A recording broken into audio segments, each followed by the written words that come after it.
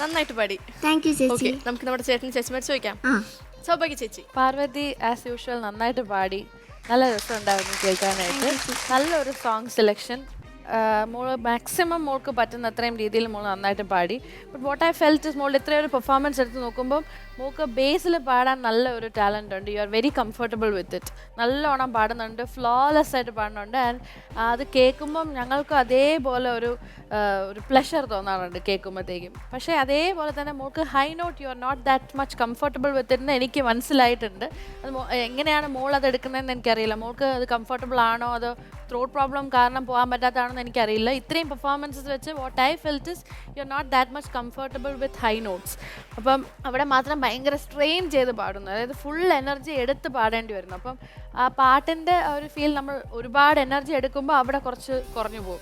And പല്ലവിയൊക്കെ ഭയങ്കര soothing ആയിട്ടുണ്ട് കേൾക്കാനായിട്ട്. കാരണം മോൾ അതിൽ ഭയങ്കര ബ്രില്യൻ്റ് ആണ്. ആ ബേസിൽ മോൾ നല്ലോണം പാടുന്നുണ്ട്. നല്ലൊരു സിംഗറാണ്.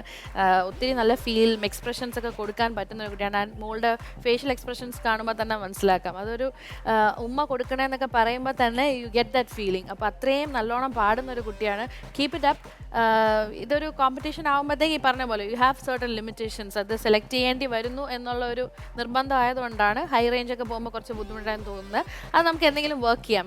May be you can practice, അല്ലെങ്കിൽ you can try to avoid such songs. അത്രേ ഉള്ളൂ.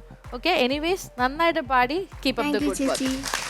വിവേകേട്ടാ, സൗഭാഗ്യ പറഞ്ഞ കാര്യം തന്നെയാണ് എനിക്കും പറയാനുള്ളത്. ഈ മുകളിലോട്ട് പോകുന്തോറും ഭയങ്കര പാടാനായിട്ട് ഭയങ്കര ഒരുപാട് നമ്മളെ ത്രോട്ടിന് സ്ട്രെയിൻ കൊടുക്കുന്ന പോലത്തെ ഒരു ഫീല് നമ്മളോട് കാണുമ്പോൾ നമുക്ക് തന്നെ അത് ഫീൽ ചെയ്യുന്നുണ്ട്. അത്രയും ബുദ്ധിമുട്ടി പാടുന്ന പോലത്തെ ഒരു ഫീല് എനിക്ക് തോന്നുന്നുണ്ട്. പിന്നെ ഈ പറഞ്ഞ പോലെ ബേസ് വളരെ നന്നായിട്ട് പാടുന്നുണ്ട്. ഒരു ഭയങ്കര ക്ലാസിക്കൽ ടച്ച് ഫീൽ ചെയ്യുന്നുണ്ട് പാട്ടിലൊക്കെ. ആ സൗണ്ട് നല്ല സൗണ്ടാണ്. ഒരു നല്ല ട്രെയിനറിനെ വെക്കുക എന്തായാലും. ഈ ഒരു പ്രായത്തിൽ നിങ്ങൾ പാട്ട് അത്രയും സ്നേഹിക്കുന്നുണ്ട് എന്നുണ്ടെങ്കിൽ, പാടാൻ അത്രയും ആഗ്രഹമുണ്ട് എന്നുണ്ടെങ്കിൽ, ഒരു സീരിയസ് ആയിട്ടുള്ള ഒരു ടീച്ചറിനെ വെച്ച് സീരിയസ് ആയിട്ടുള്ള ട്രെയിനിങ്ങിലൂടെ പോകണം എന്ന് തന്നെയാണ് ഞാൻ പറയുന്നത്. അത് ഈ പ്രായത്തിൽ തന്നെ പോകണം. ഞാൻ അമ്മു ചേച്ചിക്ക് എന്താ പറയാനുള്ളതെന്ന് കേൾക്കാം. എനിക്ക് ഇവർ രണ്ടുപേരും പറഞ്ഞ സെയിം കാര്യം തന്നെയാണ് ഫീൽ ചെയ്തത്. എനിക്ക് പിന്നെ വേറൊരു കാര്യം തോന്നുന്നത് വെച്ചാൽ പാർവതി ഇതുവരെ ചെയ്ത പെർഫോമൻസിൽ നല്ലോണം എൻജോയ് ചെയ്ത് പാടിയ പാട്ട് ഇതാണെന്ന് എനിക്ക് തോന്നുന്നു. കാരണം ആ ഫേഷ്യൽ എക്സ്പ്രഷനിൽ ആ ഹൈ നോട്ടിന് മാത്രം അവിടെ കുറച്ച് സ്ട്രെയിൻ തോന്നിയെങ്കിലും അത് ഒഴിവാക്കിയാൽ ഏറ്റവും കൂടുതൽ എൻജോയ് ചെയ്ത് പാടിയ പാട്ട് ഇതാണെന്ന്. ആണോ പാർവതി? ഇതാണോ പാടിയത് ഭയങ്കര എൻജോയ് ചെയ്തിട്ട്? എക്സ്പ്രഷൻസ് ഒക്കെ നോക്കുമ്പോൾ തന്നെ അറിയാം പാർവതി ഒരുപാട് ഇഷ്ടപ്പെട്ടെടുത്ത ഒരു പാട്ടാണത്. പിന്നെ എനിക്ക് രാകേഷ് അങ്കിളുടെ കൂടെ പാടിയതും ഭയങ്കര എൻജോയ് ആയിട്ടാണ് പാടിയത്. എനിക്ക് ഒരുപാട് അതും ഇഷ്ടപ്പെട്ടു. അത് കഴിഞ്ഞിട്ട് പിന്നെ ഈ പെർഫോമൻസ് ആണ്. എന്തായാലും നല്ലോണം പാടി, നല്ല സോങ് സെലക്ഷൻ ആയിരുന്നു. ഒപ്പം ഓർക്കസ്ട്ര ചേട്ടന്മാരും നല്ലോണം സപ്പോർട്ട് ചെയ്തു. അവർക്ക് വലിയൊരു കൈയടി. Thank you so much. അപ്പോൾ നെക്സ്റ്റ് റൗണ്ടിൽ ഇതിലും ഗംഭീരമായിട്ട് പാടാം. Okay, all the very best. All the best. All the best. Thank U ചേട്ടാ. പാർവതി നന്നായി പാടാൻ ഏറ്റവും കൂടുതൽ ആഗ്രഹിക്കുന്ന ആരറിയോ? അമ്മ. അവർ 3 പേര്. സത്യം.